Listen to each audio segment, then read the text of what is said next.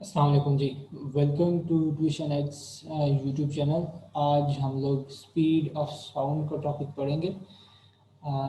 Unit number 11 के जितने भी सारे पिछले टॉपिक्स हैं वो हम लोग पहले टॉपिक वाइज हम लोगों ने अलग-अलग वीडियोस बना के डिटेल में वो टॉपिक जो हैं वो रिकॉर्ड उनके लेक्चर्स रिकॉर्ड किए हैं और अपलोड भी कर दिए हैं। सो या प्लीज़ आप लोग वो वीडियोस भी देख लीजिएगा। इसी तरीके से रिमेनिंग टॉपिक से भी हम लोग अपलोड कर देंगे। So before moving forward I would say कि if you like our videos please never forget to press the like button and subscribe to our YouTube channel, and please follow us on our Instagram and Facebook page as well. And if you want to join our daily live classes, you can join them by reaching us through our WhatsApp number, which is given in the description below. So let's move on to the topic. Today we are going to study speed of sound. काफ़ी interesting topic है, बहुत ही मज़ेदार topic है और या I am really excited about it. So what is speed of sound? ठीक है, so let's yeah. So what is speed of sound? So sound waves can be transmitted by any medium containing particles that can vibrate. ऐसा medium जिसके अंदर matter है या कोई particles हैं और वो पार्टिकल्स वाइब्रेट कर सकते हैं, तो उसमें से साउंड जो है जी वो गुजर सकती है. ये जो साउंड प्रूफिंग मटेरियल होता है ना, सो उसमें ये हो रहा होता है कि जी वो साउंड को ऑब्जॉर्ब कर रहे होते हैं और वाइब्रेट भी नहीं कर रहे होते हैं, जिसकी वजह से वो साउंड प्रूफिंग का काम हो रहा है. सो यूजली जब भी हम चाहते हैं कि साउंड ट्रांसमिट हो, दूर तक साउंड ट्रांसमिट हो, तो हमें ऐसे पार्टिकल्स चाहिए जो कि क्या कर सके जी, वाइब्रेट कर सके. जो मीडियम है वो ऐसा हो. जो एयर होता है उसके अंदर पार्टिकल्स दूर दूर होते हैं, सो वो जब वाइब्रेट करते हैं बीच में एनर्जी ज़ाया हो जाती है. लेकिन जो वाटर होता है उसके उसके पार्टिकल्स थोड़े करीब होते हैं जब वो वाइब्रेट करते हैं, बिकॉज साउंड ऐसे ही करता है. साउंड में ऐसे वाइब्रेट नहीं करते, साउंड में ऐसे वाइब्रेट कर होते हैं. कंप्रेशन और रेयरफेक्शन होती हैं, और जो प्रोपोगेशन ऑफ साउंड की जो डायरेक्शन है वो सेम होती है जिसमें वो वाइब्रेट करते हैं. सो अगर साउंड ने ऐसे जाना है तो फिर पार्टिकल्स ने वाइब्रेट भी ऐसे करना है. कंप्रेशन और रेयरफेक्शन ऐसे बनेंगे. सो लिक्विड्स में पार्टिकल्स थोड़े ज़्यादा करीब होंगे, सो वो ज़्यादा एक दूसरे के साथ एनर्जी अपनी ट्रांसफर कर सकते हैं. सॉलिड में वो बिल्कुल करीब होते हैं, सो ज़्यादा तरीके से तेज़ी से साउंड गुजरती है. यही चीज़ आपको यहाँ पर गिवन है. टेबल 1.1 में हमारा टॉपिक है स्पीड ऑफ साउंड का. जब आप टेबल 1.1 में देखें तो राइट साइड पे सारी स्पीड्स गिवन है. आप देखें एयर के अंदर 25 डिग्री सेंटीग्रेड के ऊपर कितनी स्पीड होती है एयर की. एयर में स्पीड ऑफ साउंड होती है is 346. But at the same time solids के अंदर ज़रा आप देखें आयरन के अंदर कितनी स्पीड होती है, 6000 के करीब, 5950 मीटर्स पर सेकेंड. कहाँ ये और कहाँ 346 मीटर पर सेकेंड. इवन आप सी वाटर की बात करें तो क्या कितनी होती है जी, 1531. कहाँ ये और कहाँ वो.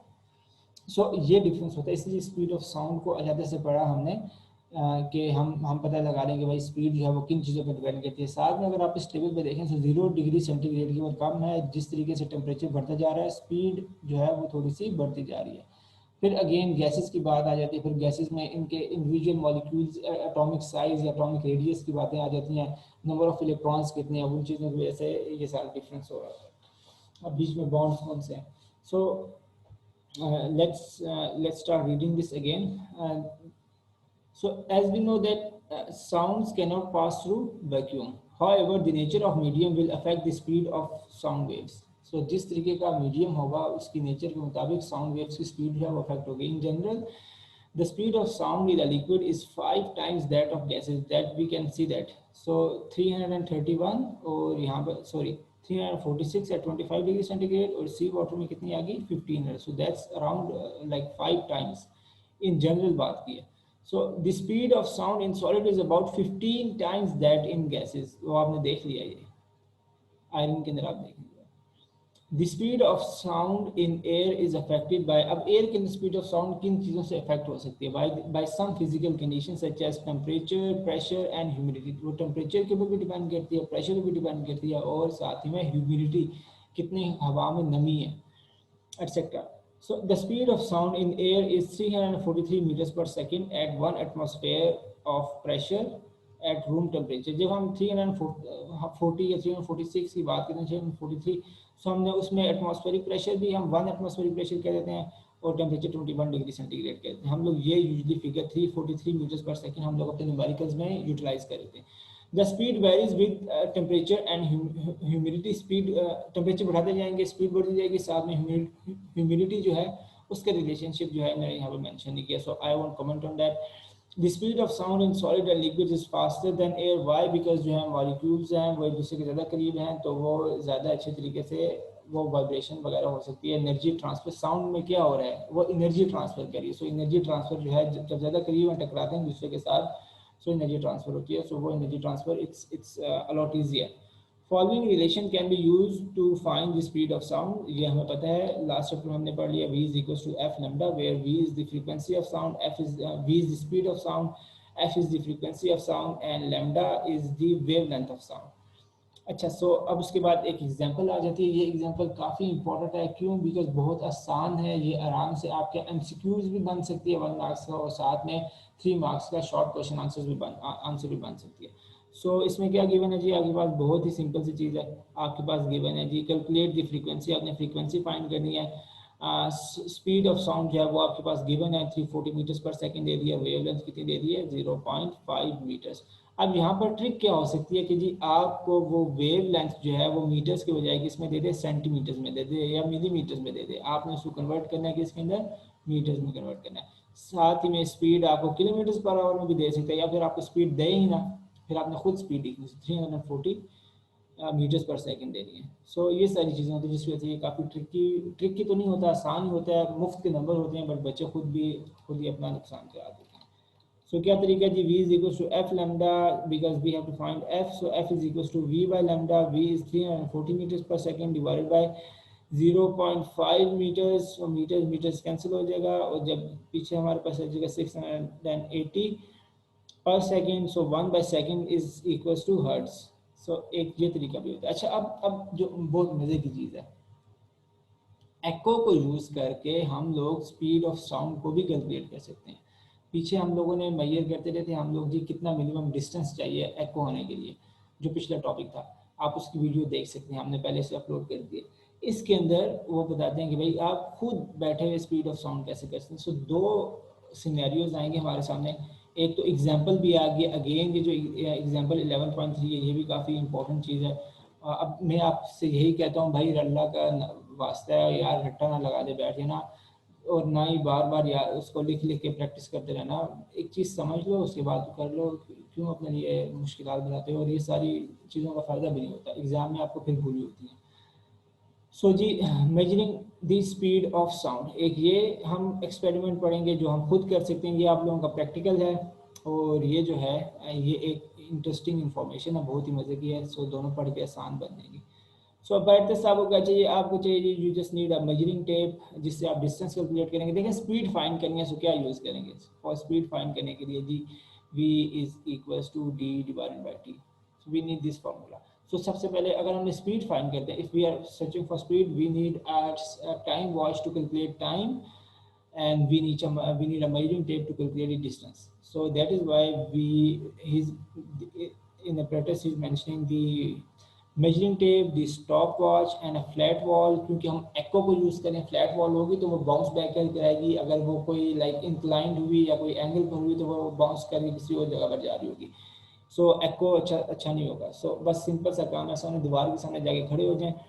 अच्छा जी, use the tape to measure a distance of 50 metres. आपने 50 मीटर्स का मेजर डिस्टेंस करके वहाँ पर खड़े हो जाना। अब आपने क्या करना है जी, now clap your hands in front of the wall at a distance of 50 metres. 50 metres दूर खड़े होकर तालियां बजाएं and check if you can clearly hear an echo. अब चेक करें ज़रा आपको एको आ रही है कि नहीं आ रही है। अब आप समझेंगे जी, वो जो एको है ना, आपको आपने पहले ये बना लेना कि वो एको उसी दीवार से आ रही है, किसी और साइडों वाली या पीछे वाली दीवार से नहीं आ रही हो, बिकॉज हमारी कैलकुलेशन खराब हो जाएगी। ठीक है, so the time taken by the sound to travel the to travel 100 meters is the time difference between the clap and the echo। अच्छा, एक तो सॉरी ये भाई मुझे ये इरेज करना पड़ेगा, ये मैंने अजीबो गरीब से यहाँ लाइनें लगा दी हैं। Let me use this thing, और चलो ये यूज़ कर लेते हैं। The time taken by the sound to travel 100 meters is the time difference between the clap and the echo. सो जितनी देर में आपने ताली बजाई है, जितनी देर में साउंड आपके हाथ से निकल के दीवार पे टकरा के कानों में आई है, स्टॉप वॉच प्रेस कर दें, डन हो गया, वो वैल्यू अपने पास लिख लें, ठीक है। और डिस्टेंस आपको पता है कि अब भी निकालते हैं जी, बहुत सिंपल सी चीज़ होगी। अच्छा, उसमें आपने एक और काम भी करना है, क्योंकि वो पहले आवाज़ गई है, टकरा के वापस आई है, तो उसमें ना डिवाइडेड बाय 2 वगैरह वाला सीन भी करना होता है, जिसकी वजह से ये सारा होता है। So now restart the clapping. अब दोबारा पहले आपने टाइम टेकन, हाँ। सो अब क्या करना है जी, नाउ रीस्टार्ट द क्लैपिंग, दोबारा क्लैपिंग स्टार्ट करें, साथ में stopwatch, start the stopwatch at first clap, पहले क्लैप के ऊपर आपने स्टॉप वॉच चलानी है। Count the number of claps and stop clapping, 10 तालियां आपने बजानी है, and stopwatch and the stopwatch, stopwatch, 10वीं ताली पे आपने स्टॉप वॉच जो है अपनी वो बंद कर देनी है, ठीक है। And now find the average time of 10 claps, 10 claps का आपने क्या फाइंड करना है जी, एवरेज टाइम फाइंड करना है। सो क्या करेंगे, जो टोटल टाइम पीरियड आपने निकाला होगा उसको डिवाइड कर देंगे 10 से, तो फिर आपके पास लाइक एक एक्यूरेट लाइक एक एवरेज वैल्यू आ जाएगी। जिसमें हो क्या रहा है, आपने समझे, टाइम 10 दफ़ा आपने एक चीज़ जो है 10 दफ़ा की है, अब उसके बाद आपने जो उसका ना एवरेज निकालिए ताकि जो बेस्ट पॉसिबल वैल्यू है वो आ जाए आपके पास। सो ये इतना सिंपल सा काम हो रहा है। उसके लिए बार बार ये करेंगे जी, एक दफ़ा ताली बजाओ, फिर उसके बाद टाइम नोट करो, फिर एक दफ़ा ताली बजाओ, फिर टाइम नोट करो। उन्होंने ये किया जी, पहली ताली बजाओ, आवाज़ आई, फिर ताली बजाओ, फिर आवाज़ आई, फिर ताली बजाओ, फिर आवाज़ आई वापस। सो ये करके आपने जब 10वीं ताली होगी फिर उसके बाद एक ही दफ़ा स्टॉप वॉच बंद करो, जो टोटल टाइम है वो डिवाइड कर देना 10 से। सो इसमें ये काम हो रहा होगा, ऐसे परेशान होते रहना भाई, इसमें ये हो रहा होगा जी, वो नहीं होता कि जी टाइम टी ऑफ एवरेज, ये एवरेज में लिख रहा हूँ, ठीक है, T of average is equal to T1 plus T2 plus T3 and so on करके T10 तक, ये 10 वैल्यूज़ होती हैं, डिवाइडेड बाय 10 होगा। बट क्योंकि आपने एक ही दफ़ा स्टॉप वॉच को बंद किया है, ऑलरेडी वो सम हुआ होगा, डिवाइड बाय 10 करेंगे, टी एवरेज आ जाएगा। उसके बाद इस फार्मूले में डालेंगे। सो वी कैसे निकलेगा जी, v is equal to distance कितना था आपने रखा हुआ था, 50 मीटर्स रखा हुआ था, टी एवरेज जो आएगा वो क्या आएगा जी, वो जो इसमें से वैल्यू आएगी आप यहाँ पर डाल देंगे, डिवाइड करेंगे, आपके पास वी की वैल्यू आ जाएगी, ठीक है। मोस्ट प्रोबेबली कितनी आ रही होगी, 340 टू 347-48 आ रही होगी, क्योंकि आपका रूम टेम्परेचर होगा 25 डिग्री सेंटीग्रेड के करीब होगा, और इसी की बेस के ऊपर आपकी ना उसमें यही आती है, अगर आपने एक्यूरेट किया होगा। इस तरीके से आपका ये प्रैक्टिकल आप परफॉर्म कर रहे होंगे, ये एग्जाम में भी आई थिंक ये प्रैक्टिकल आ सकता है। काफ़ी इंटरेस्टिंग, काफ़ी मज़ेदार चीज़ है, रियल लाइफ में आप ये सारा काम कैसे देखें, आपको क्या चाहिए, कुछ भी नहीं चाहिए। सो इस तरह के जो प्रैक्टिकल्स होते हैं ये बोर्ड में आ जाते हैं, बिकॉज इसके लिए पैरेटस की ज़रूरत नहीं होती। अच्छा जी, सो अब इसमें हम एग्जांपल भी साथ में देख लेते हैं, काफ़ी इंपॉर्टेंट एग्जांपल ये मुझे लग रही है। देखें, जितनी छोटी एग्जांपल होती है वो उतनी ही इंपॉर्टेंट होती है, वो शॉर्ट क्वेश्चन आंसर्स में आ जाती है। और इसका तो टॉपिक भी बहुत मज़े का है, एक बहुत ही इंटरेस्टिंग चीज़ है। अब हो क्या रहा है जी, कह रहे हैं जी आप अपने, इसमें हो क्या रहा है, आप अपने समझे डायर थंडरस्टॉर्म है, ठीक है, बिजली चमक रही है, बारिश भी हो रही है, आपको गरज गरजने की आवाज़ें भी आ रही है, जब बिजली की आवाज़ भी आ रही है, आप अपने कमरे में बैठे हुए हैं, ठीक है, और आप शीशे में खिड़की से आप बैग देख सकते हैं। सो आवाज़ भी आपको आ रही है, वो थंडर की आवाज़ भी आ रही है, और लाइटनिंग भी आप देख सकते हैं। उसकी बेस के ऊपर आप क्या फाइंड कर सकते हैं, आप ये डिसाइड फाइंड कर सकते हैं कि वो जो क्लाउड है वो आपसे कितना दूर है। बहुत मज़े की चीज़ है। अगेन क्या यूज़ करना है भाई, v is equals to d divided by t find करना है। सो क्या होगा जी, अब क्या आ रहा है जी, हमें पता है कि भाई लाइट जो है वो ज़्यादा तेज़ ट्रैवल करती है किससे, साउंड से। सो अगेन अब इसमें क्या होगा जी, हमें पता है कि जी पहले हमें बिजली नज़र आएगी, उसके बाद उसकी साउंड आएगी। सो कह रहा है कि जी कितना टाइम डिफरेंस है, 1.5 सेकेंड्स लगते हैं। जितनी देर में हम जब फ्लैश नज़र आते हैं ना, उसके 1.5 सेकेंड के बाद हमें साउंड जो है वो सुनाई दी है। कभी कभार अप टू 5 सेकेंड भी हो जाता है, तो जब वो क्लाउड काफ़ी दूर होता है। सो टाइम की वैल्यू आ गई आपके पास सेकंड में, और हमें पता है कि भाई स्पीड ऑफ साउंड क्या है, हम लोगों ने यहाँ पर इसने यहाँ पर हमें खुद दे दिया। कितनी है जी 3.3320। अगर आपके पास नहीं है तो 340 डाल के डालो, काम चलाओ और नंबर आपके आ जाएंगे। सो क्या हो जाएगा जी, डिस्टेंस हमने फाइंड करना है तो डिस्टेंस के लिए फार्मूला बन जाएगा d is equal to v multiply by T. इतना सिंपल सा फार्मूला, देखें क्लास 9th का फार्मूला अब आपकी सोसाइटी के साथ कनेक्ट होके इसमें आ रहा है और आपके चैप्टर नंबर 11 के साथ कनेक्ट है। तो ये इस वजह से वो ये चीज़ें बार बार जो है ना एग्जाम में वो देखना पसंद करते हैं। अच्छा जी, और है भी आसान। सो अब इसमें क्या करना है, v की वैल्यू डालनी है, वो इसने खुद दे दिया आपको 332 मल्टीप्लाई बाई क्या करना है आपने 1.5 करना है 1.5। आंसर क्या आ जाएगा 498 मीटर्स दूर है वो बादल। ठीक है, ये आपने क्या निकाला है, डिस्टेंस निकालना है, ये v ना कहते रहना, मीटर्स में आ रहा है। अच्छा, अब एक और last before ending this topic, बहुत ही मज़े की चीज़ है ये। जो फ्रेंच थे ना, फ्रेंच की जो जिस हमारी आर्मी की यहाँ पर काकूल एकेडमी है, मिलिट्री एकेडमी है, इस तरीके से फ्रेंच मिलिट्री एकेडमी थी। उन्होंने उन्होंने उस ज़माने में स्पीड ऑफ साउंड कैसे निकाली, उन्होंने क्या किया जी, दो कैनन्स जो थी उनको सेटअप किया और उनके दरमियान में डिस्टेंस कितना था, दो मतलब उन पर ये क्या कहते हैं, दो पहाड़ों पे चढ़े, वहाँ पे कैनन्स उन्होंने फिट की, उस ज़माने में कैनन्स होती थी।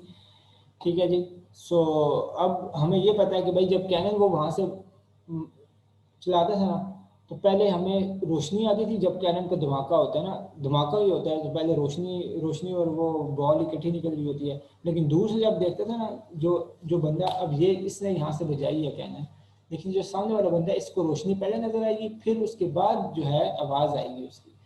तो वो ये करता था, जब उसको रोशनी नजर आई वो स्टॉप वॉच रहता था, जितनी देर में वो कैनन पास पहुंचती थी वो स्टॉप वॉच बंद करे। सो इसकी बेस के ऊपर उन्होंने एग्जैक्ट दोबारा ये फार्मूले डाले।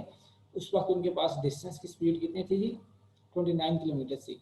सो ये चीज़ टाइम डाल के v is equal to, again इधर गया जी, v is equal to d divided by t। So distance कितना है जी 29, टाइम ये डालते थे और इस तरीके से करके, ठीक है, उस वहाँ पर उन्होंने क्या स्पीड ऑफ साउंड निकाली 336 मीटर पर second, but at 0 degree centigrade.